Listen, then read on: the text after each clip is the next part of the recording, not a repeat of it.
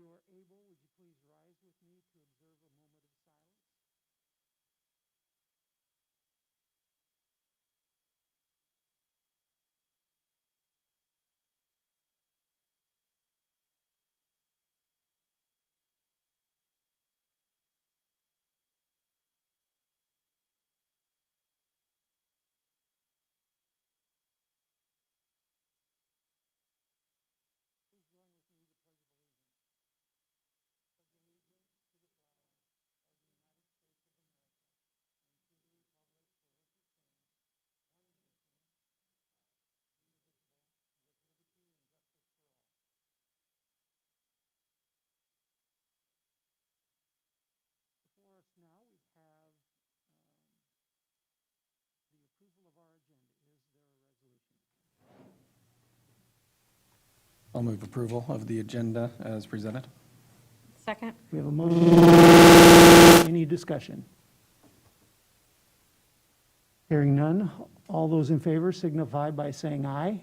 Aye. Opposed, same sign. And our agenda has been approved. Before us now is the approval of minutes of previous meetings, the work session and the workshop business meeting of July 28th. Is there a motion?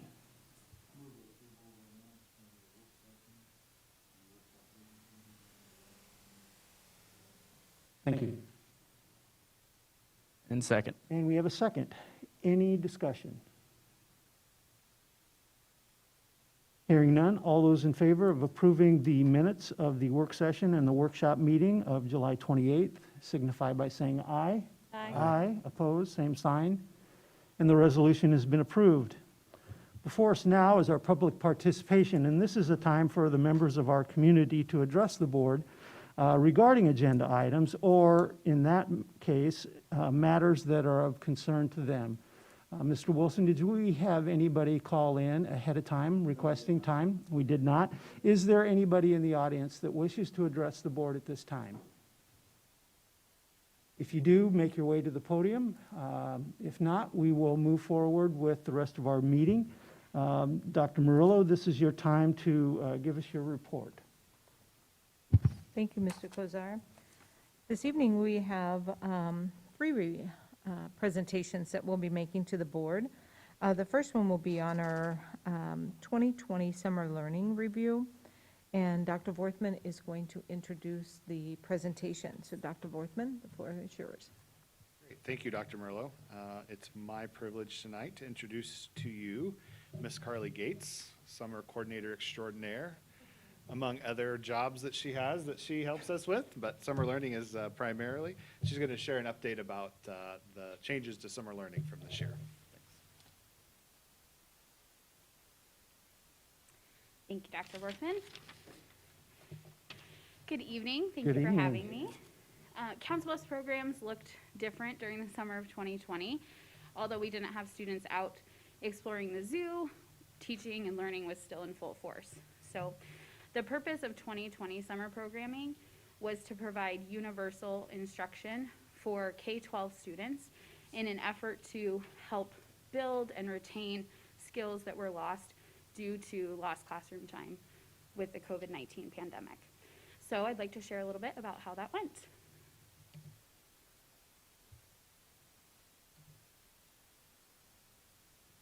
All programs K-12 were in session from June 1st to July 31st. This 9-week session was an extension of our typical duration. Each day, teachers recorded instructional videos that they then posted to the Google Classroom.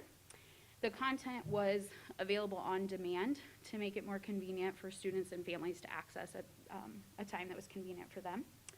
In addition to posting content, each teacher had a roster of students who they checked in with each week, and that was done virtually, either in small groups or one-to-one.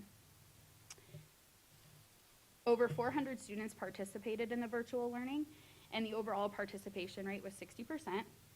As soon as the decision was made to go virtual, I got in contact with our community partners to see how we could still weave in the experiences that they are able to provide into a virtual setting.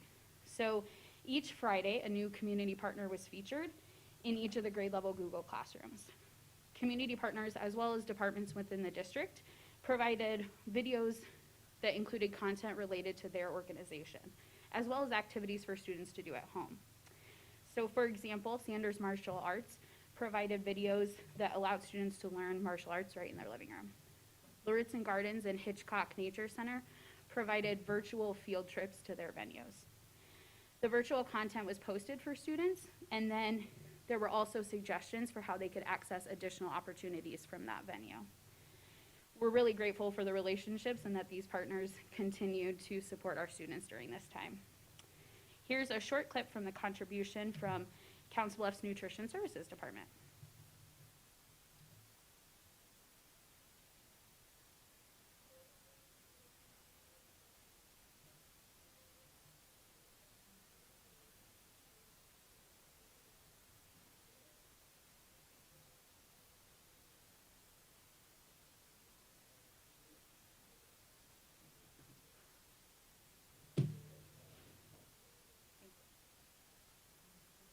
Yeah. Sure, yep, sorry about that.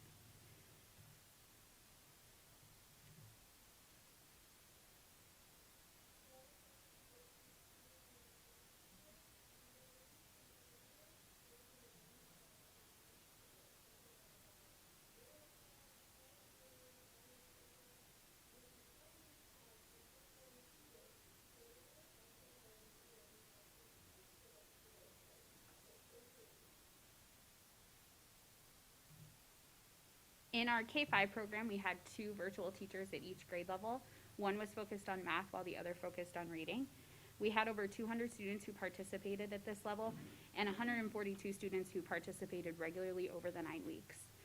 Out of those regular participants, about 23% would have qualified for our regular summer reading program, which I think shows that we had a large interest in continued learning after closure. Here's a statement from one of our elementary virtual teachers. Hi, my name is Libby Hecker, and I have the privilege of teaching 4th grade math in summer school. Since I was front and center for our first virtual summer school, I got to see all of the benefits it had for our students and our staff. One benefit that I saw for both staff and students was that we were able to meet and connect with students from different schools. Another benefit I saw was that it allowed us time to get ourselves and our students comfortable with the technology component of virtual learning. Lastly, the biggest benefit I saw was that we were able to extend the learning and content knowledge of all of our students.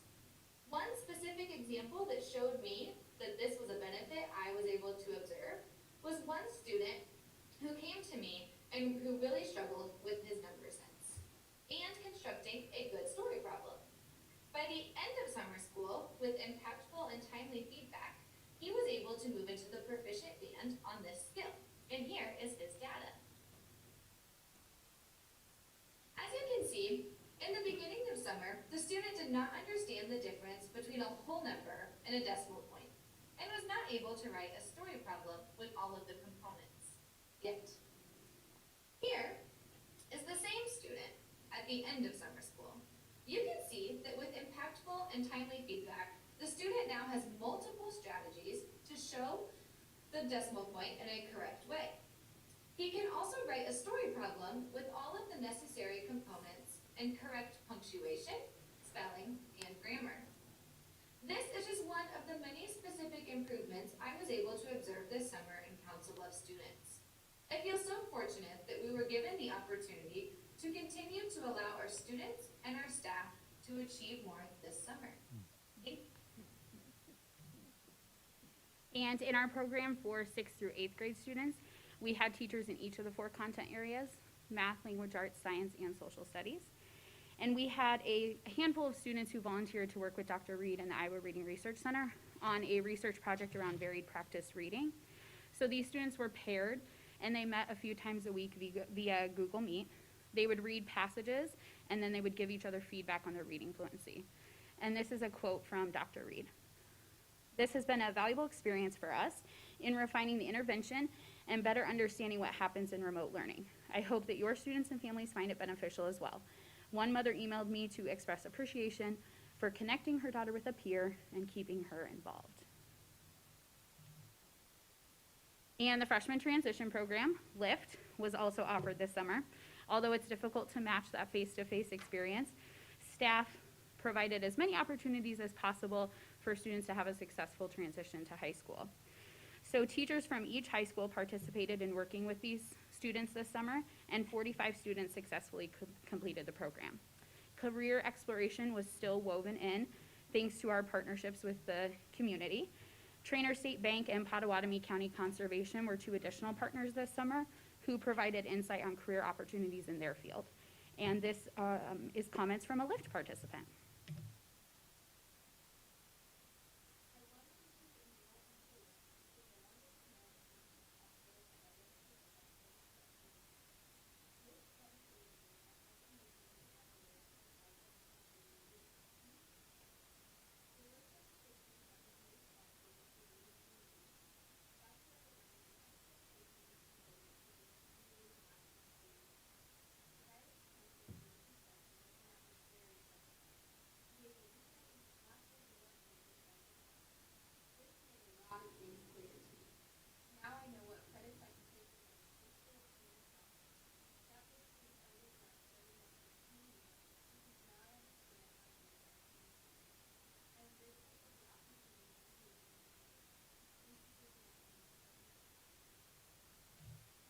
And finally, we offered our REACH program virtually.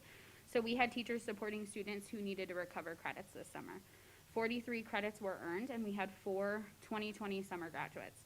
These 4 graduates have been working very hard on the final credits that they needed to receive their diploma. Each graduate was provided an individual opportunity to come in for the presentation and recognition of their diploma. We're extremely proud of these 4 graduates and for all the students who continued to achieve this summer. A reflection survey was sent to parents, students, and staff. 92% of the parents said that they feel their student is more prepared for the next school year, and 94% of students felt they were more prepared. 95% of teachers who participated in the survey believe that their students are more prepared for this next school year. As always, we want to thank our community partners, Iowa West Foundation, 21st Century Community Learning Center. We obviously cannot do this without their support. And then thank you to you guys as well for supporting summer learning. You are welcome. Are there any questions from the board that they would like to address to Carly? Yeah, so I guess one thing I know that we typically did was we monitored like progress and growth that we had. Obviously that was hampered and we don't have as much of a end point and then going in point. Is there anything that we were able to capture at all for some sort of data point at least? So we weren't able to, obviously with a quick turnaround to virtual, provide any hard pre and post data as far as quantitative, but we were able to send the survey to parents, students, and staff. We have a lot of commentary for that, so I think it's important for us to kind of reflect on that as we move forward, into the hybrid school year. But other than that, we weren't able to provide a pre and post test. How did participation compare to previous summers? Yeah, so that was actually, I was kind of surprised with that. We had 60% participation rate, and typical participation rates for summer program are between 65 to 70%. Last summer was 69%. So it wasn't too far off what we see our face-to-face programs, and we know that, we've talked numerous times about how attendance during summer program is a struggle nationally. So I was pleasantly surprised to see that it wasn't too far off of what we usually see.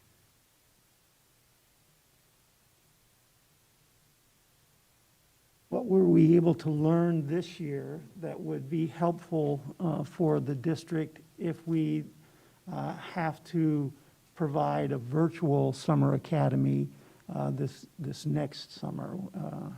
What were we able to learn from this experience? Well, I think that one of the most important pieces would be thinking to the future about having a pre and post assessment readily available.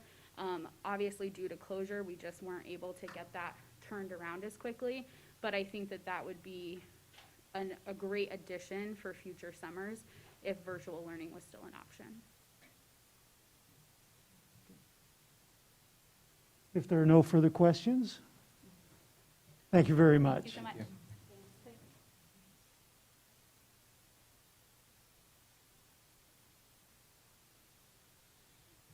All right. next tonight is Summer Academy.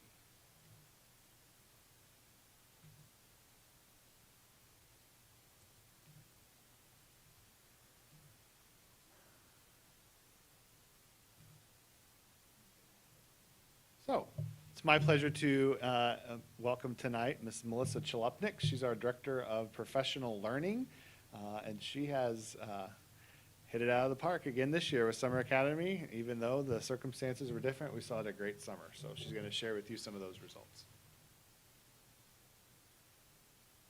Thanks for having me. Sure. As Dr. Worthman said, it was different this year. This was our 13th annual Summer Academy, first time for it being all virtual. I won't say there weren't a few technological hiccups like there always will be when we switch to virtual, but it went well and we had a great week.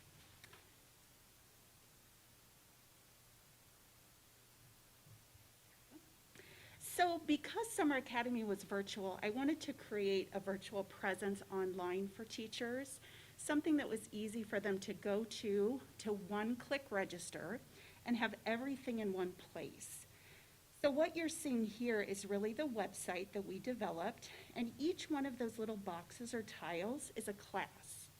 So teachers could read about the class, click to register, and also on there was the Meet link. So they could click on that to go to the Meet link the day of their session. An example of some of the sessions that we had were embodied mindfulness. So I had about 275 people join that one, so we had to create a live stream because 250 is the limit for Meet. So that was a great attendance. Then we had all kinds of curriculum updates for all of our areas. We did conscious discipline and also Jumpstart for secondary education by building student capacity. We also hold early bird sessions. That's the continuous learning session you see there. In that, we had 6 sessions. So teachers were divided into groups. And if teachers did not attend the continuous learning session, that was really our focus or our district initiative, then they'll attend on their first contract day back. So Wednesday morning, the 19th. And also, you'll notice it switched to blue in this bottom right-hand corner. So we were able to record the sessions. So where it said register, it now says view recording. So teachers can go back and administrators can go back and look. So we had a focused approach really around our continuous learning plan. That was one of our goals. And also not forgetting about best practices in education, both in-person and remote.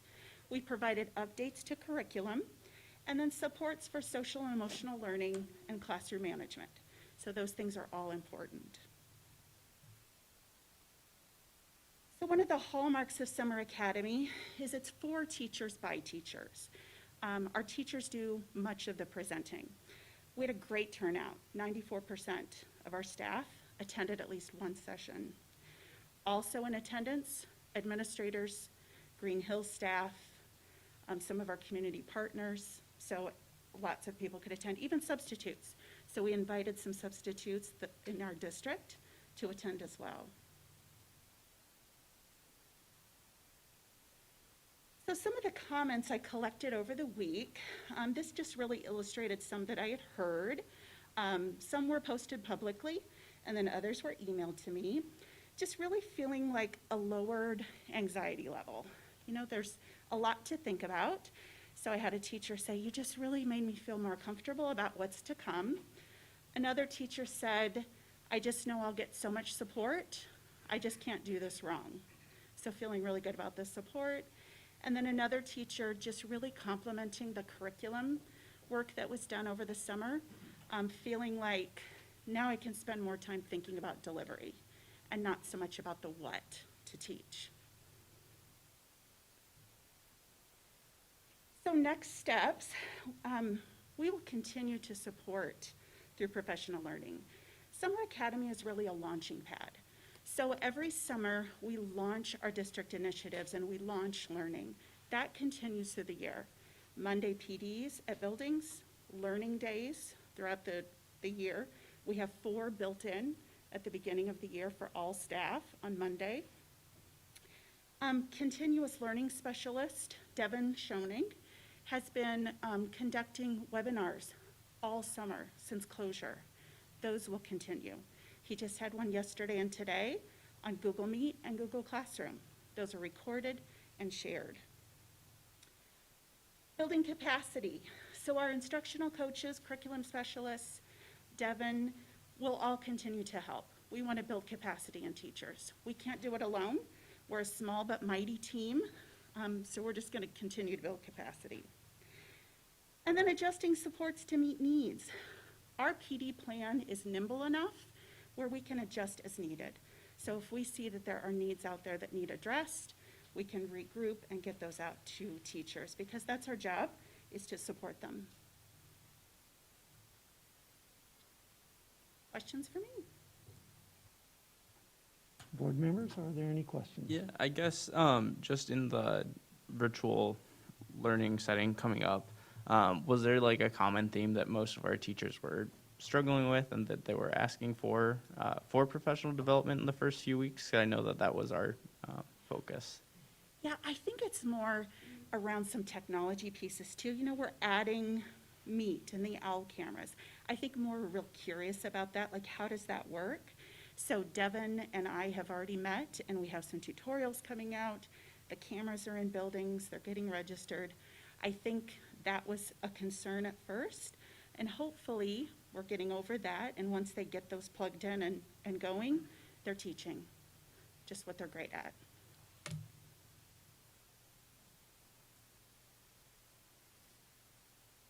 Any other questions? Hearing none. Great, thanks Thank for you your very support. much.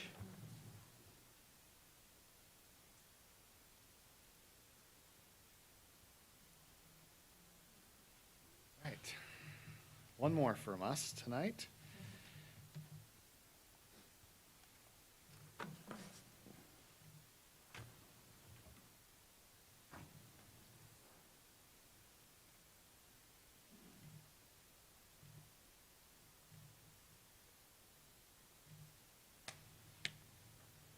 All right.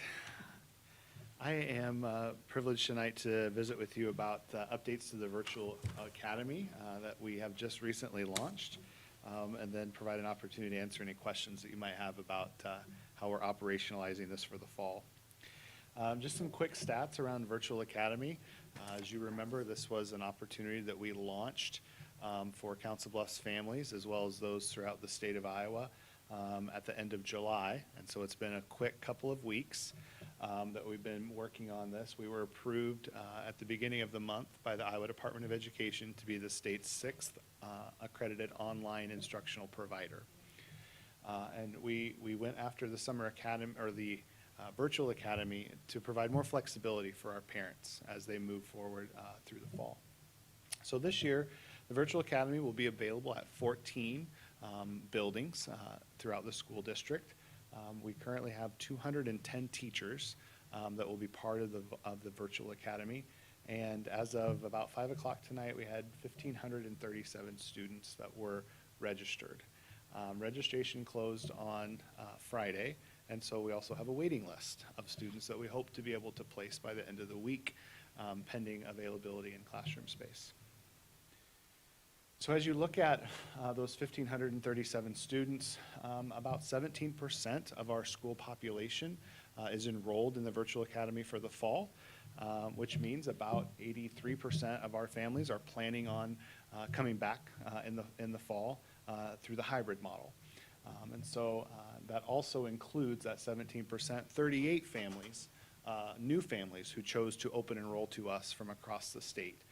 We have families as far as Davenport and Washington, Iowa, and families as close as Lewis Central and Underwood coming to us for the Virtual Academy. Registration by grade level is really pretty consistent.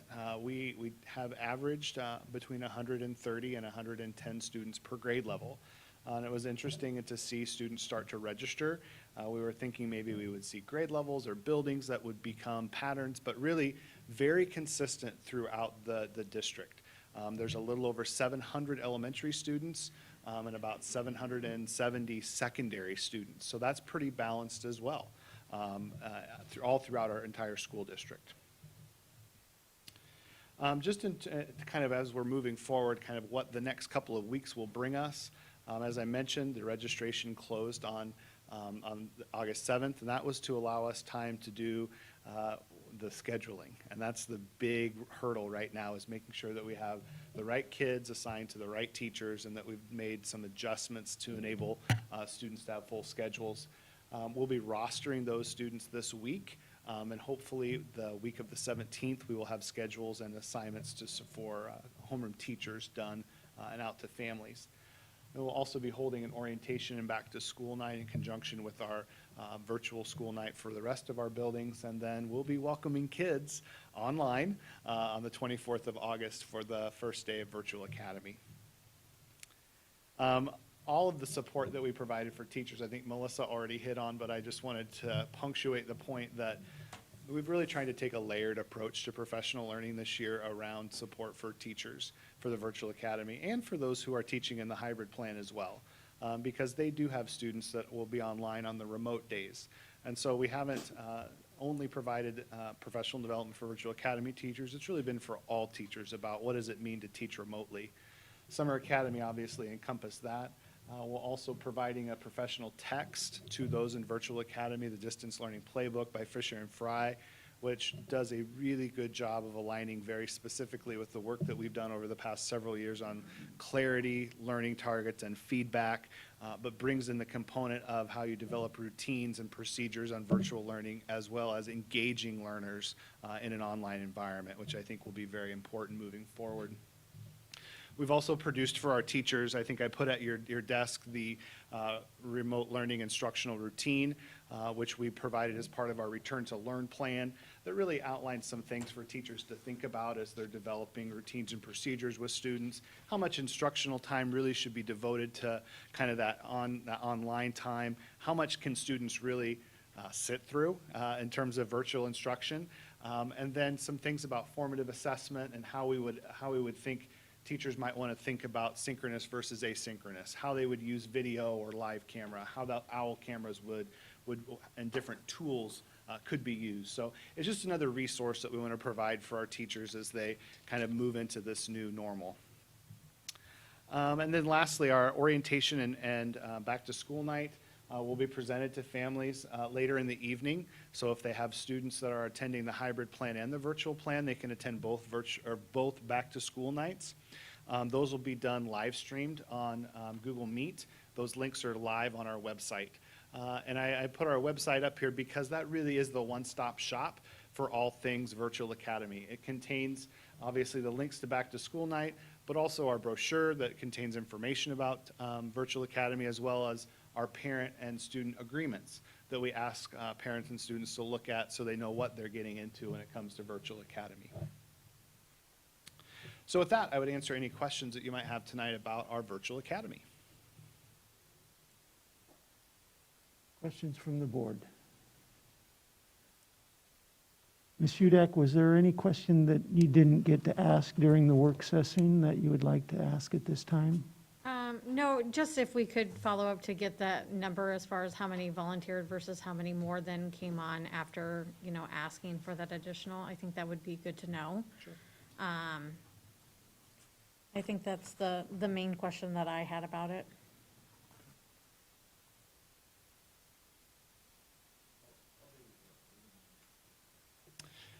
There were 47 students that were taken off the waiting list yesterday. And as of this afternoon, about 5 o'clock, there were about 60 more. And we're going to start working through those this week. We got the first chunk done. As buildings have all of the kids registered, the 1,537 assigned to teachers, then by building, they will start going through their waiting list for their building and being able to accommodate as many. Our goal is to accommodate as many from the waiting list, if not all of them, if possible. Can you speculate on the reasons why some of the students that are attending from across the state chose this program? I know that there are other accredited virtual schools on the other side of the state. Not that proximity matters in a distance learning situation, but you know, with the new, ours is brand new compared to existing programs. Right. I'm just curious if you have any information about why that might be. I can tell you that from the phone calls that I took, and it was quite a few, I visited with most of the open enrollment families between myself and Mr. Hamilton. The thing that sets our program apart from the others is that it's delivered by high-quality teachers providing live instruction. And the reason that we developed it that way is so that it was not in addition to what we were already doing. And we wanted to, we designed it that way so that our teachers in the virtual academy wouldn't have to do something extra in addition to the hybrid plan. So in our hybrid plan, they're going to be providing instruction to students, half of their students remotely and half of their students face-to-face. Those students who are attending the virtual academy just happen to be attending remotely every day. And so the instruction that they're going to be able to provide our virtual academy students looks just like that they're doing with the remote kids. That's what really makes it different. It's our content from our teachers and the ability to have that interaction between the students at home virtually and a peer's worth of classrooms. Oftentimes in virtual instruction, it's just the student and a screen. And usually the screen is static. It's a program, or it's a vendor, or it's a video. And there's very often there's little opportunity to interact with other people or even to interact with the teacher. That's what makes ours very unique. Sounds like a flipped classroom model. It is flipped. The only thing that is different is that we don't necessarily front load all of the instruction. It's that they Right. can access the instruction both in real time or on demand. And the goal that we had from the outset was to provide as much flexibility to our families as possible, because there's so much uncertainty of what they're experiencing right now. Questions and interaction, that's what we look at when we use the flipped classroom online. It seems to work. But going forward, it would be in a way a flipped classroom because all of these classes are being recorded. So there would be an archive of that class. So if a student, say next year, would like to learn before the class starts to get a leg up, that would allow it to be closer to a flipped classroom, that That would be experience. more asynchronous. What, Flipped what, classroom is more integrated, like student you facilitated. do that, We're you there. do the learning ahead of time and then have the interaction, right. Dr. Worthman, you said that there's still about 60 kids that are on the waiting list. Are all those in district, or do we have a separate waiting list for out of district that didn't get a register? So out-of-district students, their deadline is passed. They had to meet the open enrollment deadline. And so we've seen very few students that have asked for a good cause exemption.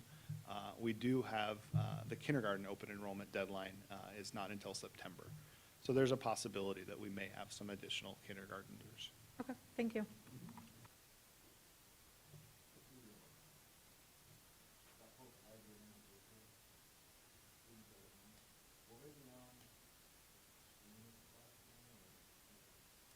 Yeah, so the teachers will be able to, just like I'm casting my screen to this television, they'll be able to cast their Google Meet to the screen that we have, most of our buildings have LCD projectors and screens. Some of them have flat panel displays like this. Others have interactive displays. But there's an opportunity for the children that are in the classroom physically to see and interact with the students that are on the screen and on the Meet. And that's where the OWL Cam becomes so important. That's why we invested the dollars in those, because when the OWL Cam picks up me in the classroom speaking, the students can see it on their screen. And so there's an ability for them to interact. There's also additional features, functionality that was announced today by Google at their major Google EDU event that was worldwide, about the ability for Google Meets to have some really important enhancements that are coming in a few short weeks. One of them that we're really excited about is breakout rooms, or the ability for teachers to monitor small groups of students working collaboratively together online. So the 3 of you could be in a room together, the 4 of you could be in a room together, and the teacher is able to monitor that collaboration going on. And as scary as all of this is, it sets our students up very well for what they are going to be experiencing, not only in higher education, but what is going on in the workforce right now.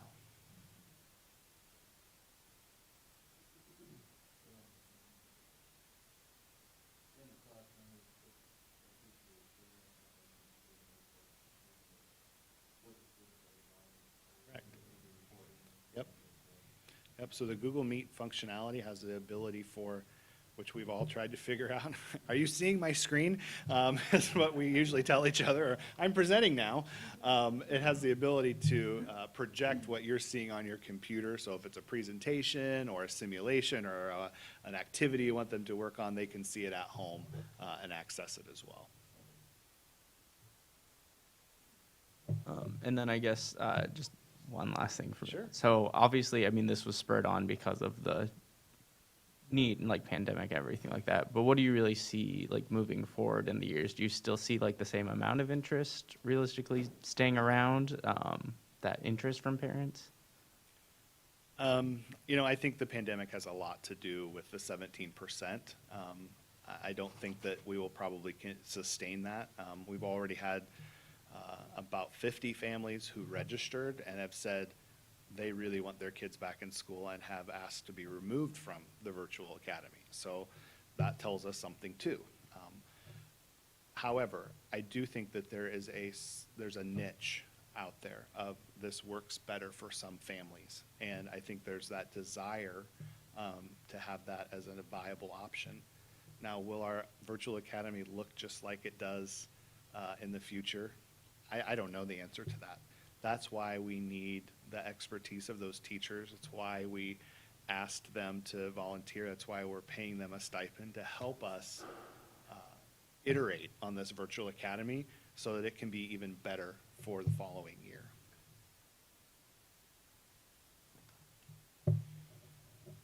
Okay, no Thank further you. questions. Thank you very much for that very helpful presentation. Now we've come to our resolution portion of the board meeting. We have 3 policies that are before us on the second reading. Do we have a resolution? I'll move approval of the second reading of the policies that are related to the recent changes in Title IX. Policy 105, discrimination and harassment based on sex prohibited. Policy 405, harassment in the workplace. Policy 513, anti-bullying harassment involving students. Policies 405 and 513, those have just been clarified, updated for clarity. We have a motion. Is there a second? Second. We have a motion and a second. Is there any discussion?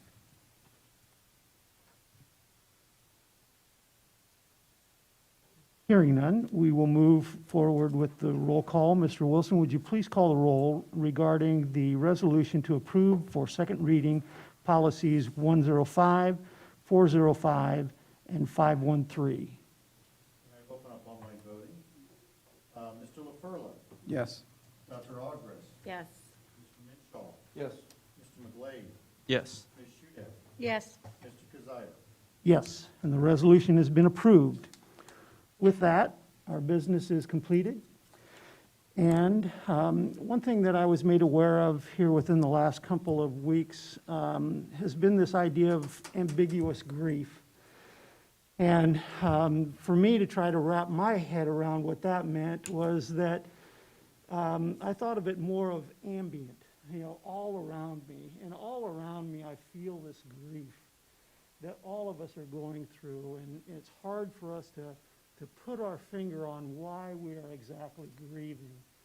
And each of us goes through a grieving process differently. So one thing that I would ask is that as we are in this time of ambiguous grief, that we are mindful of what other people are going through and that they're going through similar things that we are. And so that if we can be mindful and thoughtful and think of those people that may be in a more difficult position than us, and keep those people in our thoughts, our parents, our students, our staff members, our administrative team, all of us experience this grief a little bit differently, but realize that we are here as a community of learning to get us all through this time of struggle and through this grief.